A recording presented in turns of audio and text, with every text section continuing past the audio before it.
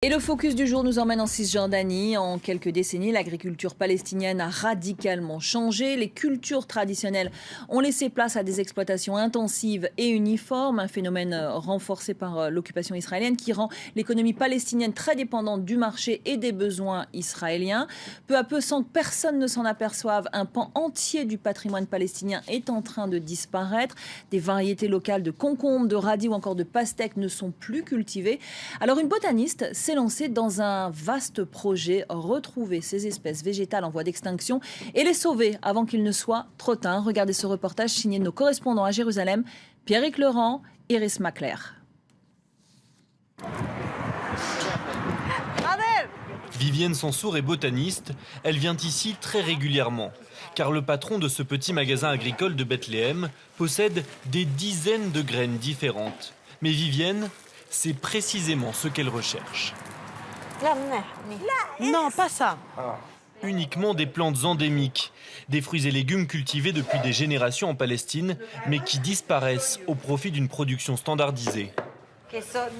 Ça, c'est vraiment la cachette secrète de Rader. Tout le reste, c'est des graines plutôt courantes de l'agriculture conventionnelle. Mais ça, c'est de la qualité. Rader Abougatas est lui-même agriculteur. Ces graines les plus précieuses, il les collecte auprès des fermiers les plus âgés de Cisjordanie. Et il connaît l'importance de ce patrimoine organique. Ce sont les anciennes graines que nous avons toujours cultivées. Et si elles disparaissent, ce sera pour toujours, comme les dinosaures. On ne les reverra jamais. Or, elles sont fondamentales. Même les géants de l'agro-industrie qui fabriquent des OGM recherchent ces graines originelles. Rader et Vivienne mènent désormais l'enquête ensemble. Ils sillonnent les villages palestiniens à la recherche du Graal. On va essayer de trouver un vieil homme dont on m'a parlé, donc on va dans les champs. Leur objectif, retrouver auprès des anciens un savoir ancestral.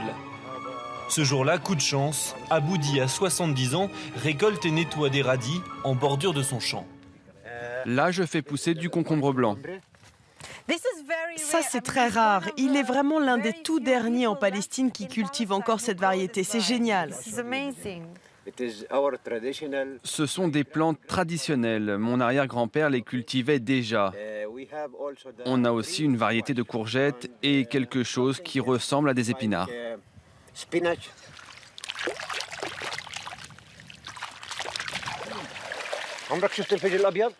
La récolte de ces radis, une autre espèce locale, se fait encore de manière traditionnelle. Chaque découverte est soigneusement documentée par Vivienne. Enregistrement audio, photos.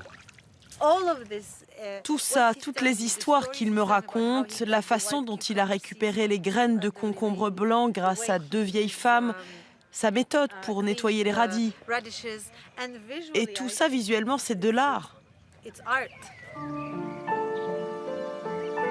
Ce savoir, Vivienne le met ensuite en pratique sur ce terrain qui était en jachère. Elle plante ici les jeunes pousses nées de graines retrouvées et met en avant la polyculture. Ça, c'est de la pastèque jadouaï. C'est une espèce en voie d'extinction. Les graines portent dans leur ADN l'identité culturelle d'un peuple, d'une région. Certaines graines ont été développées sur des milliers d'années, durant lesquelles les habitants ont soigneusement sélectionné certaines variétés qui leur convenaient. Donc c'est une vraie tragédie, car nous perdons partout dans le monde cette diversité génétique. Alors, pour faire revivre ce patrimoine, Vivienne met à disposition ses trouvailles dans une bibliothèque de graines qu'elle vient tout juste d'inaugurer en Cisjordanie. Ça fonctionne exactement comme une bibliothèque de livres. Vous venez, vous repartez avec un sachet de graines d'aubergine, vous les faites pousser et ensuite vous êtes censé ramener des graines l'année suivante à la bibliothèque. Plusieurs écoles participent déjà à ce programme pour sensibiliser les plus jeunes à la biodiversité, avec l'espoir de redécouvrir largement ces plantes qui peuplaient autrefois les champs palestiniens. Et avec nous dans ce journal, Anwar Abou Eiché, ancien ministre palestinien de la Culture. Merci d'avoir accepté notre invitation. Alors, vous venez de regarder avec nous ce reportage. Est-ce que vous pensez que ces cultures anciennes, une forme d'héritage palestinien, est menacée aujourd'hui ? Absolument, et nous sommes très attachés à notre patrimoine à la fois culturel, historique, mais aussi dans le domaine de l'agriculture et dans tous les aspects de notre culture. Mais effectivement, il y a menace parce qu'il y a moins d'espace à cause de la colonisation et parce qu'il y a beaucoup de problèmes pour le déplacement aussi.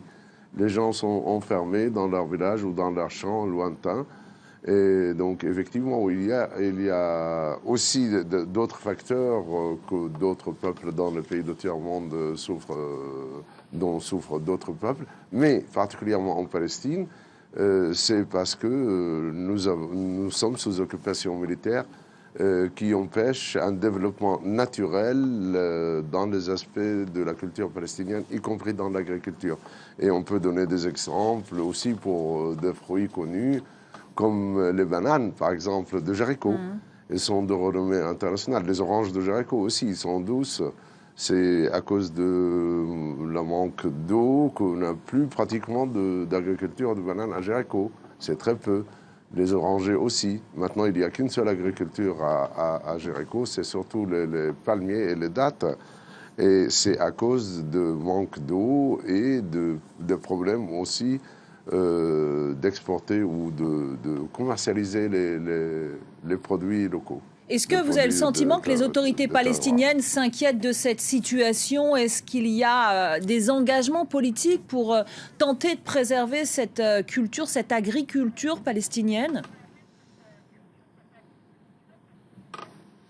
L'ensemble du peuple palestinien résiste à toute extension de l'occupation israélienne et à la colonisation. Le cancer de nos projets et de notre vie de tous les jours, encore une fois, dans toute notre culture et dans notre vie sociale. Et effectivement, les cadres palestiniens, les Palestiniens en général, essayent de faire connaître d'abord la situation parce que nous sommes menacés dans notre patrimoine, et deuxièmement, font des efforts pour la préservation, encore une fois, dans tous les domaines. Et si on parle par exemple de patrimoine historique, c'est vrai qu'il y a des vastes zones dans le territoire palestinien où la police palestinienne ne peut pas opérer, les Palestiniens ne peuvent pas se déplacer, et c'est l'armée israélienne qui décide tout, que ce soit pour la quantité d'eau qu'on consomme, que ce soit pour le déplacement, que ce soit pour la construction. Notre arbre national, notre symbole, c'est l'olivier.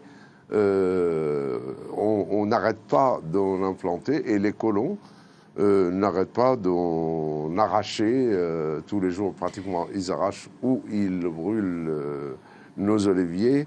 Et face à cette attaque des colons, effectivement, on bouge, on travaille, on essaye de préserver, on essaye d'implanter. Et qu'est-ce que vous pensez gagner parce que l'occupation militaire et les colons empêchent tout développement naturel. Alors il y a des initiatives quand même, il y a des initiatives. Ce sont des obstacles quotidiens. Il y a des initiatives qui sont prises, vous l'avez vu, l'initiative. Pour la commercialisation, on a toujours des problèmes, et ce qui est dommage, c'est que la colonisation, ça s'élargit un peu partout. Oui, alors ce qui est dommage aussi, c'est qu'il n'y ait pas plus d'initiatives comme celle de cette botaniste qu'on a vue dans ce reportage. Est-ce que vous pensez qu'une initiative telle que celle-là peut permettre de relancer l'agriculture, la culture de ces espèces végétales en voie d'extinction? Vous m'entendez plus? Ah, on a un petit problème. On a un petit problème de liaison, vous m'entendez? Bon, Anouar Abou Eiché, manifestement, on a un petit problème de liaison. Merci d'avoir été avec nous en direct. Je rappelle que vous êtes ancien ministre palestinien de la Culture. C'est avec vous que l'on va refermer ce focus.